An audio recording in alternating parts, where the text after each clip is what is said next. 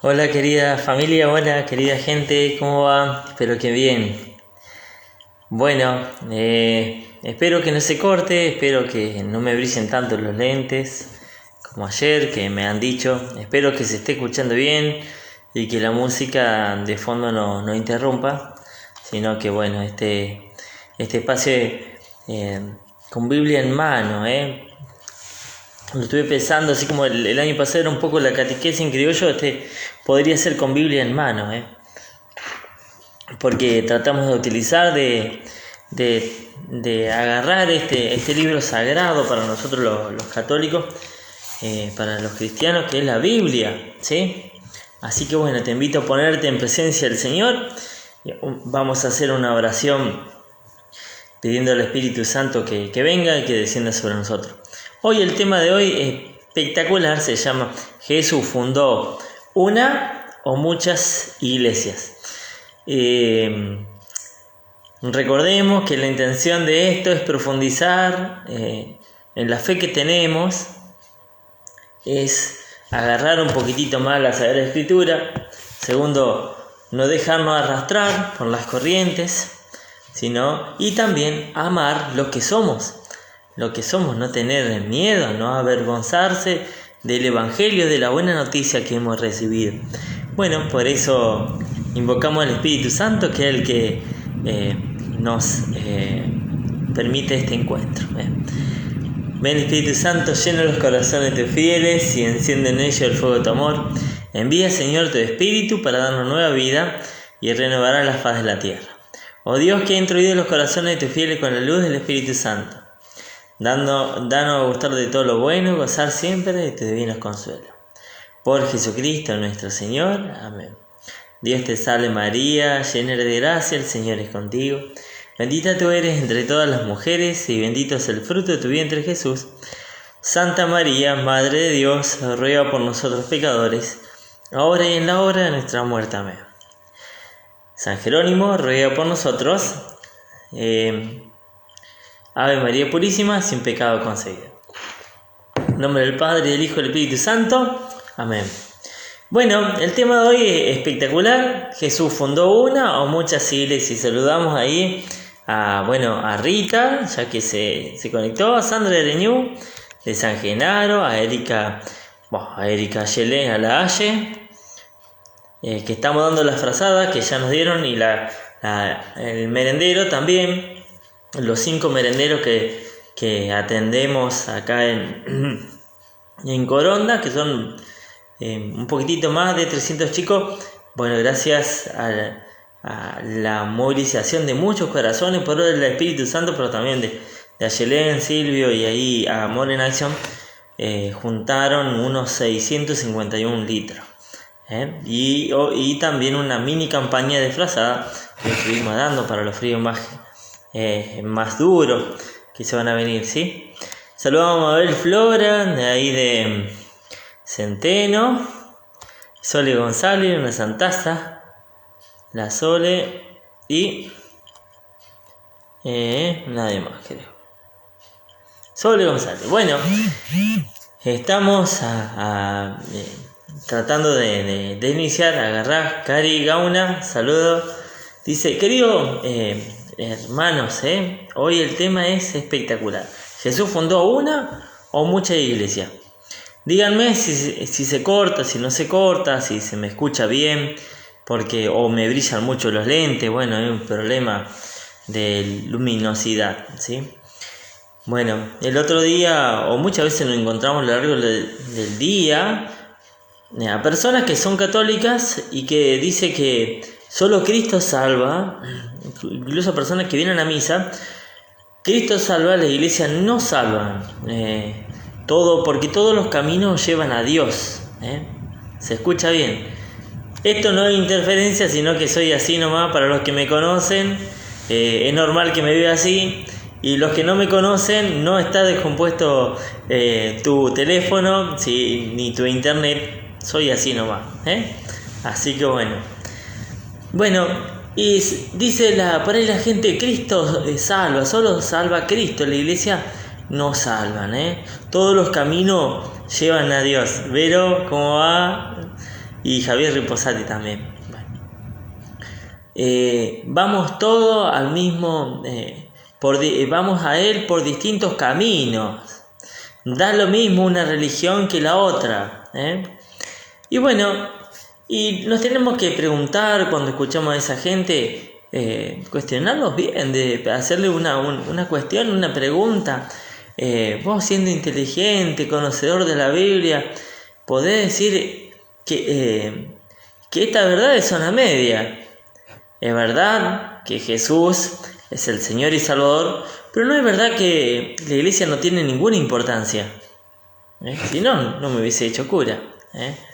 No podemos negar que Jesús fundó a su iglesia sobre la piedra o roca que es Pedro, y además Jesús entregó la llave del reino de los cielos al apóstol Pedro para atar y desatar acá en la tierra. Esto no lo invento yo, le podemos decir a la persona, sino que está claramente en la Sagrada Escritura. Y vamos a buscar en Mateo 16, a ver si lo puedo escribir, Mateo 16,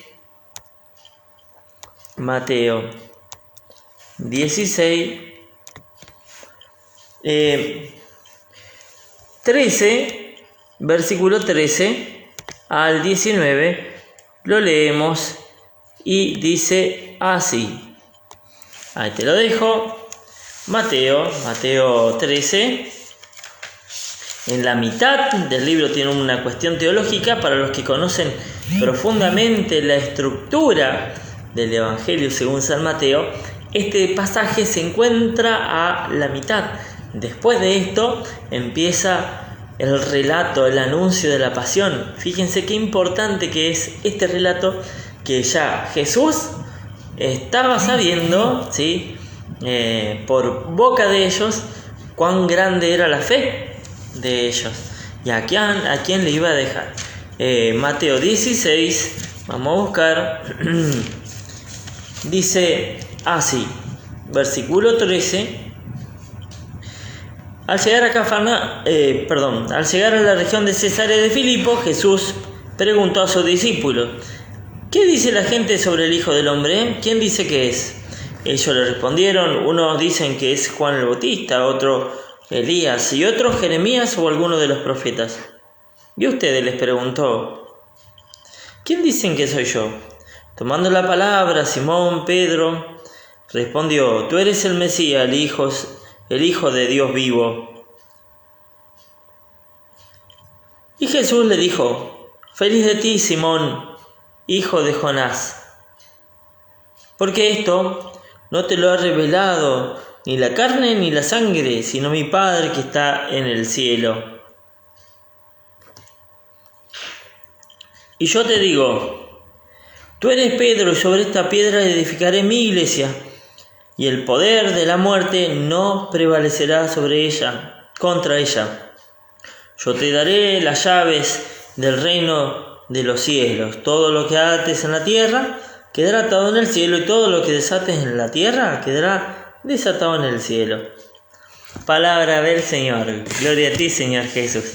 Bueno, este pasaje bíblico en el que el apóstol Simón Pedro proclama que Jesús es el Cristo, el Hijo de Dios vivo, Jesús después lo felicitó a Pedro por esa proclamación de fe, porque realmente esta fe viene de Dios.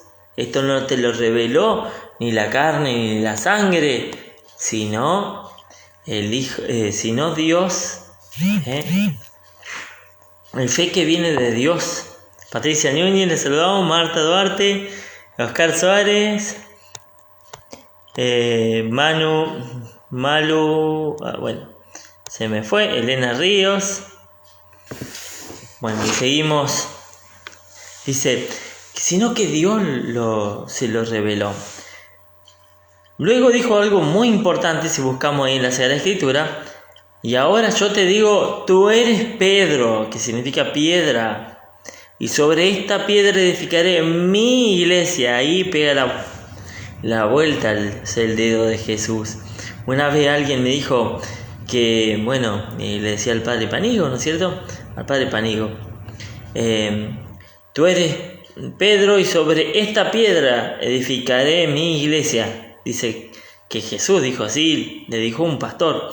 Y el padre Panigo le dijo, ¿y dónde está que Jesús doblaba el dedo señalándose a sí mismo? Pedro es piedra, sobre esta piedra. La fuerza del infierno no la podrán vencer.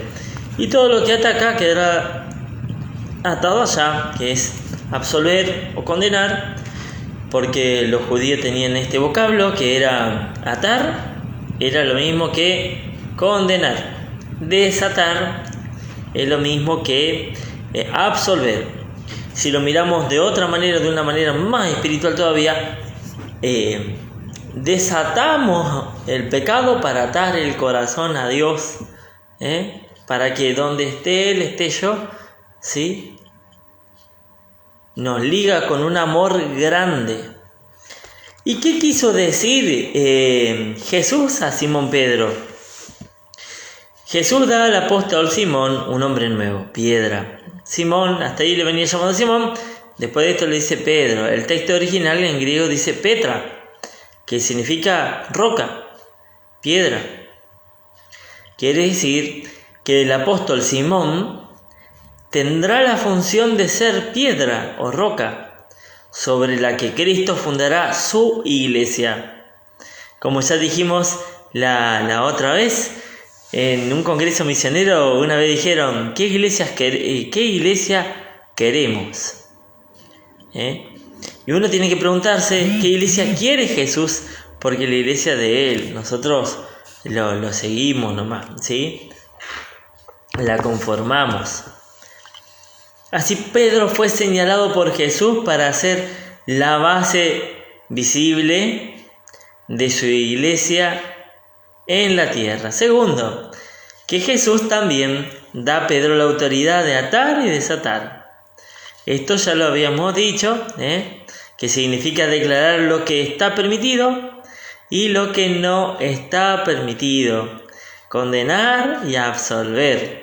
Se refiere al sacramento de la confesión, pero también para guiar la moral. Cuando el Papa dice, mira, esto está medio mal, o esto está totalmente mal, el aborto, por ejemplo, está mal. Tiene la capacidad, ¿sí?, de atar y desatar. Ahora si dice, pero en cuestión de fe y de costumbre, ¿qué quiere decir? Que si el Papa dice, bueno, a mí me encanta San Lorenzo, uno le dice, ¿quién los conoce? Bueno, por lo tanto, le corresponde a Pedro declarar lo que es permitido y lo que no es permitido en la iglesia de Cristo. Tercero, las fuerzas del demonio no la podrán vencer a la iglesia de Cristo. Y por más que intenten hundirla, nunca van a lograrla. El otro día me mandaron, padre, quieren desarticular la iglesia católica, la quieren destruir, los masones, esto, lo otro, y lo otro, y lo otro. Que intenten. Estamos promesados. ¿Qué quiere decir promesado? Que tenemos la promesa de Jesús, que nadie, por más que esté ahí a punto de caer, siempre Cristo vence. Y la iglesia, ¿sí?, fundada en la roca, ¿sí? Pero ahora nos preguntamos, ¿qué significado tiene la palabra roca?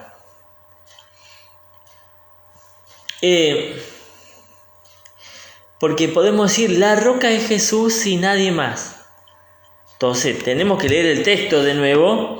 Tú eres Pedro, tú eres Pedro, o sea, piedra. Y sobre esta piedra edificaré mi iglesia, dice, ¿sí? Mateo 16, 18. Este texto está muy claro y dice que Pedro es la piedra sobre la cual Jesús edificará su iglesia. No la iglesia de Pedro, sino la iglesia de Jesús. Bueno, y le podemos decir también que si bien es cierto que en otras partes de la Biblia está escrito que Jesús es la roca, el Señor es la defensa de mi vida, Él es mi roca, es la piedra angular, es la piedra base. No hay otra base fuera de Jesús. En estos lugares hay que insistir que tiene otro significado la palabra piedra.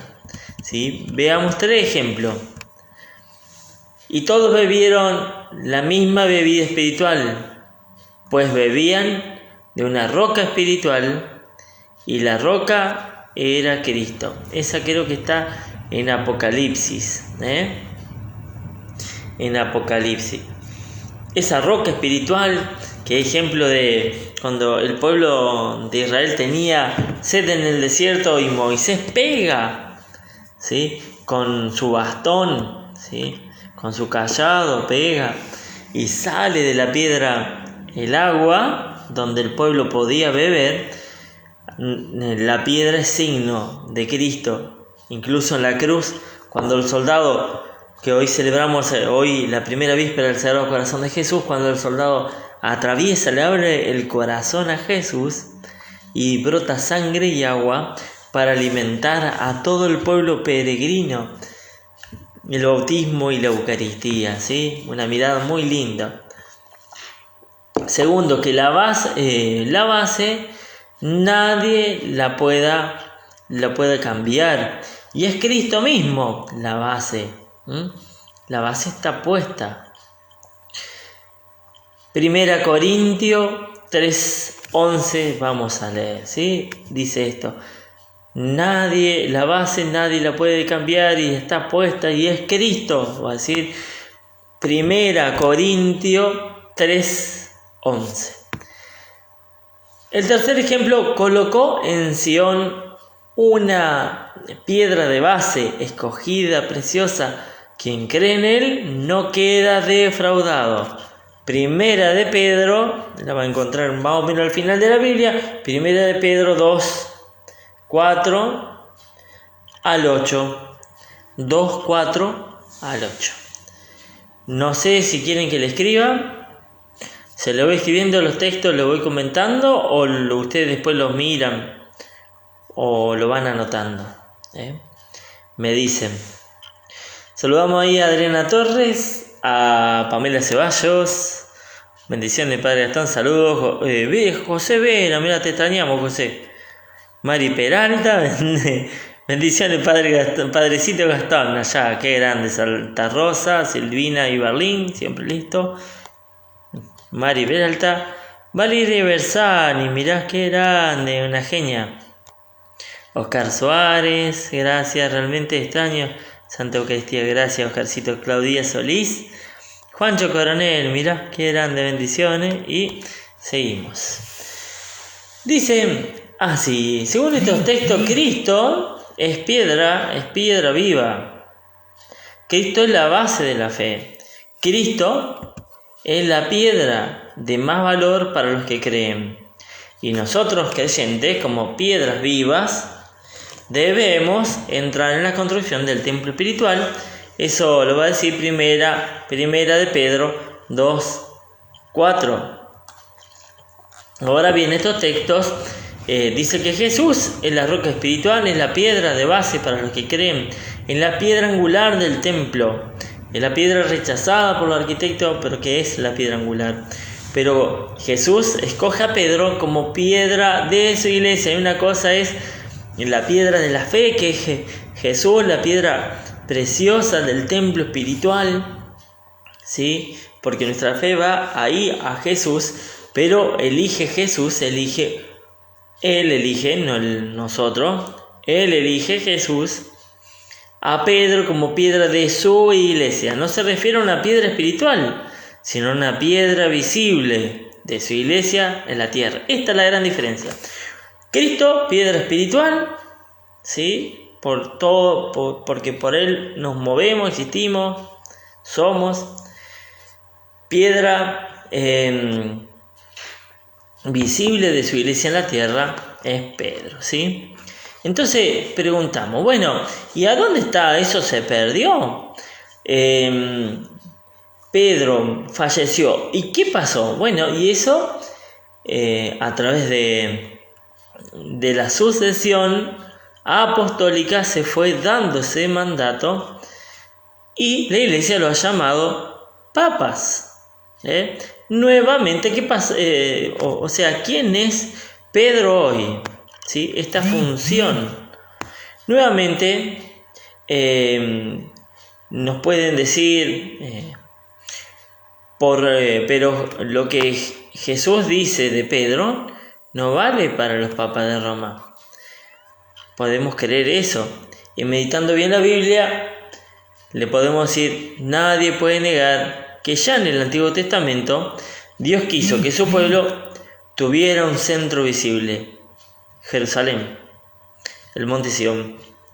Y además el pueblo de Dios se había agrupado en torno a reyes, hijos de David. Cuando Dios eligió a David, el primer rey de Israel, le prometió que sus hijos, sus sucesores, estarían siempre encabezando el reino de Dios. Esta idea de sucesión apostólica ya la vemos en el Antiguo Testamento y la vamos a encontrar. Esta sí te lo anoto y no la vamos a leer hoy.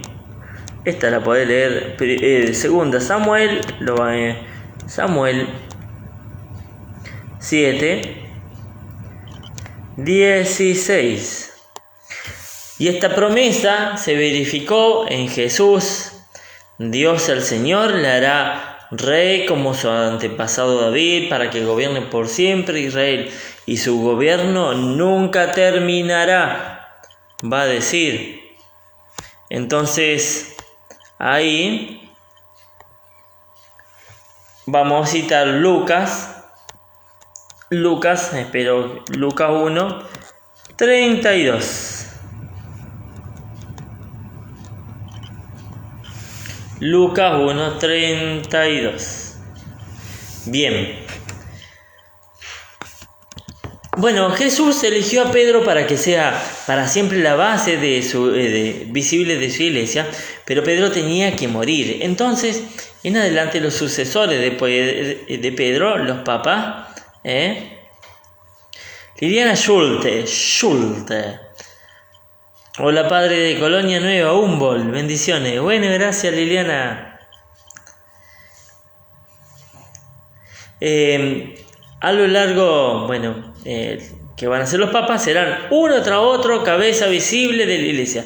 Lo mismo que Pedro fue la cabeza visible para los apóstoles y para la iglesia primitiva, así el papa es cabeza hoy visible de la iglesia. Jesús sabía muy bien que para mantener su iglesia a lo largo de los siglos necesitaba la autoridad visible que pudiera determinar quiénes pertenecen y quiénes no pertenecen al grupo de creyentes. Como se sabe, comprender la fe en Cristo, la exigencia del Evangelio. ¿Sí? Si no hubiera esta autoridad visible de la iglesia de Cristo, se caería fácilmente en un sinfín de pequeñitas iglesias, y eso no es la voluntad de Dios, porque Dios quiere que todos seamos uno. Esto precisamente es precisamente lo que le ha pasado a muchos de nuestros hermanos separados. Mientras nosotros los católicos somos una sola, ellos tienen un sinfín de denominaciones. El Señor fundó una sola y pidió con fervor por la unidad de los creyentes. Padre Santo, cuida con tu poder a los que me diste, para que estén completamente unidos como tú y yo. Juan 17:11, esto lo vamos a escuchar siempre. Además, Jesús dijo también que nunca abandonaría a sus apóstoles y a su iglesia. Yo estaré con ustedes todos los días hasta que termine este mundo. Mateo 28:20. Si nosotros decimos, no, pero la iglesia católica, la iglesia de Jesús no es la iglesia católica, nos paramos en el año 1500 y decimos, no, esta no es la verdadera iglesia, la iglesia católica no es la iglesia, entonces tenemos que preguntarnos, usar acá, para esto nos dio Jesús, Dios, nuestro creador, el cerebro. Entonces Jesús falló en su promesa. Dijo que iba a estar, pero lo abandonó. Ahora nos dimos al 1500 y pico que esta es la iglesia verdadera, ¿sí? Aquí hay claramente un compromiso de Jesús en forma definitiva. A pesar de la infidelidad de nosotros, Dios es fiel. Dios es fiel y cumple sus promesas. Ahora bien, la Iglesia Católica se distingue de la demás iglesia cristiana porque está fundada sobre los apóstoles de Jesús. Solamente la Iglesia Católica durante 2000 años ha permanecido fiel y unida en torno a sus legítimos sucesores, que son los obispos, ¿sí? Mantienen la unidad y la continuidad de lo que ha sido algo único y providencial. A algunos católicos les cuesta a veces esta comunión con el Papa y les parece que es más práctico fundar una iglesia reformada al lado de la iglesia católica, porque es lo más fácil, una iglesia a mi modo. Esto es lo que ha pasado siempre a lo largo de su caminar, en estos 2000 años, donde han nacido los cismas, ¿sí? Algunos de los cuales perduran hasta el día de hoy. Ahora bien, la Iglesia Católica en su conjunto es la única que puede decir que ha permanecido fiel a la enseñanza de Jesús desde la fundación hasta hoy. Quizá ha cambiado el rito, el modo de celebrar, quizá ha pasado al latín, al castellano, pero lo esencial se mantiene intacto. Incluso lo esencial se ha profundizado, porque esa era la promesa de Jesús. Bueno, cuando un católico está atacado, ¿sí? Se cambia de religión y se pasa a la secta, ciertamente que no piensa en todas estas cosas, no piensa en la tradición de la Iglesia Católica, a la que renuncia al tesoro no se piensa en lo que Jesús dijo a Pedro, tampoco se piensa en lo mucho que sufrieron los misioneros que trajeron la fe católica a América y a nuestro país, ni menos se piensa en lo que dirían sus padres que le enseñaron la fe católica, bautizándole desde sus primeros gemidos. Ojalá que todos los católicos sintamos un legítimo y verdadero orgullo de pertenecer a la única iglesia que Jesucristo fundó. La iglesia una santa, católica, apostólica. Romana no va, sino hasta ahí nomás. Una santa, católica, apostólica. Y dijo una señora romántica, dijo. Y no era romántica, era romana. No es romana porque también es argentina la iglesia. Pero sí que es una, que está en comunión con la sede de Pedro, que está en Roma, sí. ¿Sí? Entonces, ¿qué es lo que nos dice el Concilio Vaticano II? ¿Cómo edificó Jesús a la iglesia? Jesucristo edificó la Santa Iglesia enviando a sus apóstoles, como él mismo había sido enviado por el Padre. Juan 20, 21, y quiso que los obispos, sus sucesores, fueran pastores de la iglesia hasta la consumación de los siglos. Entonces, ¿a quién puso Jesús como principio de la unidad de la fe? Fácil, lo podés responder. Jesús puso al apóstol Pedro como fundamento visible de la iglesia y le prometió su asistencia hasta el final de los tiempos. ¿Cómo instituyó Jesús a los apóstoles? El Señor Jesús, después de haber hecho oración, llamando así a los que él quiso, eligió a 12 para que viviesen con él y los envió a predicar el Evangelio. Marcos 3:13. Los instituyó a modo de colegio, ¿sí? Es decir, como un grupo estable, y puso al frente de ello a Pedro, elegido de entre ellos mismos. Juan 21:15. ¿Cómo realizan esta tarea los apóstoles? Los apóstoles predicando en todas partes el Evangelio, reúnen a la Iglesia Universal, que el mismo Señor fundó y edificó sobre el bienaventurado Pedro, poniendo como piedra angular del edificio de Jesús, de Cristo, poniendo como piedra angular del edificio al mismo Cristo Jesús. La piedra angular no es la que va abajo, sino la que sostiene allá arriba toda la estructura, ¿sí? La que va calzadita allá arriba, ¿sí? En un arco de medio punto hay una piedra que es más finita, que sin esa todo se cae. Esa es la piedra angular Jesús. Apocalipsis 21, 14. Apocalipsis 21, eso lo va a leer después, le mando pata ahora. 21, 14, va a decir eso. ¿Y quiénes fueron los colaboradores? ¿Quiénes fueron colaboradores de los apóstoles? Los apóstoles encomendaron desde el principio su ministerio en diverso grado a diferentes personas en la iglesia, a fin de consolidar la obra de Jesús. Así, desde un principio se delegaron diversas funciones en los presbíteros, diáconos, estableciéndolos como a sus inmediatos colaboradores, en orden a apacentar el rebaño de Cristo a él confiado. Por ejemplo,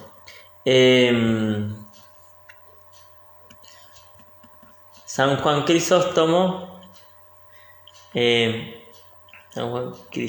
bueno, no me salió, fue San Juan, bueno, no me sale ahora. Bueno, es un padre de la iglesia que fue sucesor en la cátedra al apóstol San Juan. Entonces lo tenemos en la historia todo eso, ¿sí? Bueno, dice el Nuevo Catecismo, ¿cuál es la verdadera iglesia de Cristo? La verdadera iglesia de Cristo es la iglesia católica gobernada por el sucesor de Pedro, y por todos y por los obispos en comunión con él. Pues todos van a decir, nosotros somos la verdadera iglesia. Nosotros ¿se puede salvar a alguien que esté fuera de la iglesia? Podemos decir que sí. Uno que no cree también se puede salvar, en cuanto que comulgue indirectamente con la idea, con la praxis, con el amor, con el testimonio de la iglesia de Jesús, que es más amplia que la iglesia católica, ¿sí? ¿Cuál es la triple función de la jerarquía? Nosotros pensamos jerarquía y se nos viene todo el cuco, ¿sí? Entonces la triple misión de la jerarquía es enseñar la verdad revelada. Por eso existe la catequesis, profundizarla, santificar a través de los sacramentos. Los curas celebramos misa, confesamos, ungimos esto, lo otro, y gobernarla con autoridad sagrada, que no es del que trata de aplastar la cabeza, sino del mismo Cristo que trata de servir a los demás. Esa es la verdadera autoridad de la iglesia. Pueden encontrarse elementos de santificación. Fuera de la iglesia católica. Nosotros tenemos que decir que sí, hermano. Fuera de la iglesia católica pueden encontrarse elementos de verdad y de santificación.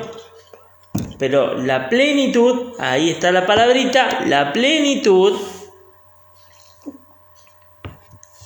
la tiene el católico. Que no lo sepamos aprovechar es otra cosa. Que lo desconozcamos es otra cosa. Que no estemos alegres por este don es otra cosa. Muy bien. Saludamos a Gisela Costa, Leonardo Laurito, Belén Cabral. Javier Riposate dice: Jesús es la piedra angular. Por eso el mismo Cristo es la cabeza de la iglesia. Nosotros formamos el resto del cuerpo. Muy bien. ¿Quiénes son los laicos? ¿Alguna vez te preguntaste esto? ¿Quiénes son los laicos? Viene de una palabrita que laicos, que significa pueblo, el pueblo fiel. Los laicos son aquellos cristianos que, sin ser religiosos, religiosas, sacerdotes, están incorporados por el bautismo y participan de la triple función de Cristo: sacerdotal, profética y real. Eso tenemos. Vos cuando bendecís la comida, si es que la bendecís, y si no, te invito a hacerla, ¿estás jugando a que la estás bendiciendo o la estás bendiciendo? Cuando bendecí a tu hijo en la frente, ¿estás jugando a que lo bendecí a tu hijo o lo estás bendiciendo? Cuando te piden, ay mamá o papá, rezá porque tengo que prender una velita al santito, rezate un rosario a la Virgencita, rezale al Señor para que me ilumine, intercede por mí. Y uno le dice, sí. ¿Estás jugando o lo está haciendo en serio? Lo hace en serio porque es sacerdote bautismal. El otro día en un bautismo dije, levante la mano, ¿quién es sacerdote bautismal? Y todos quedaron mirándome. Entonces le digo, bueno, voy a cambiar de pregunta, pero se lo hago a propósito. Levante la mano, ¿quién está bautizado entonces? Padre, hubiese dicho que era así, Es el sacerdocio bautismal. Profetas, también sos profeta. Vos que estás bautizado sos profeta, porque vos tenés la capacidad de proclamar la alabanza de Dios, de anunciar el evangelio. Tercero, real. Me preguntan cómo quedar. Así quedaron. No sabían, Real, que no quiere decir de real de existencia, sino real de corona. Nosotros somos reyes por Cristo desde el bautismo. Mi mamá dice siempre, agarrá la escoba, Gastoncito, y Barreto, tal no se te va a caer la coronita. Y es verdad, la corona del cristiano crece cuanto más se agacha para servir. Cuanto más imitamos a ese Jesús que lava los pies, más reales, más de la realeza, más del linaje de Jesús somos. Y nosotros los curas tratamos de ayudar. Tratamos de ayudar. Mandamos ahí a Gabriel Pranzetti, un gran piloto, ya estuvo pilotando algunas naves ahí de la Fuerza Aérea. Saludazo, mi vocación frustrada fue esa. Bueno, ¿cuál es la vocación de los laicos? ¿Qué misión tienen en el mundo? Bueno, la vocación propia de los laicos es de ocuparse de las realidades temporales, ¿sí? Y ordenar el mundo según desde el designio de Dios, ordenar todo según Dios, tu trabajo, tu familia, todo. Mi papá dice, mi única meta que tengo en la vida es presentar a mi hijo como digno del Señor. Así, sencillamente lo dice mi papá. La meta de mi papá es presentarnos lindo, así como nos arreglaban para ir a misa sacándonos, así nos presentan a Jesús.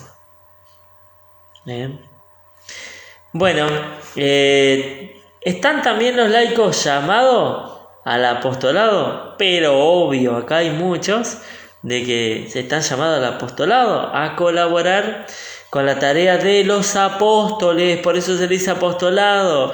Cuando hay un catequista, no es alguien que tiene una vocación frustrada de maestro y se metió, sino que está colaborando con los apóstoles de Jesús allá, históricamente. Está expandiendo el reino de los cielos. Fíjense qué precioso. La nona que reza por los enfermos está ejerciendo un apostolado de la oración. ¿Sí? Entonces qué lindo vivirlo así. Y te dejo, antes de las preguntas que vos vas a tener que contestar, hacer la tarea, como siempre, un poemita. Dice: en el día de la ascensión, con un gozo muy profundo, Jesús dijo por el mundo: lleven mi predicación por todo pueblo y nación, prediquen la santa fe, yo los acompañaré hasta el final de los tiempos, y en la cruz y en el tormento, junto a ustedes yo estaré. Qué linda, parece una payadita, hay que meterle ahí un punteíto de payada. Madro Castillo, los saludamos, Beliquio Campo.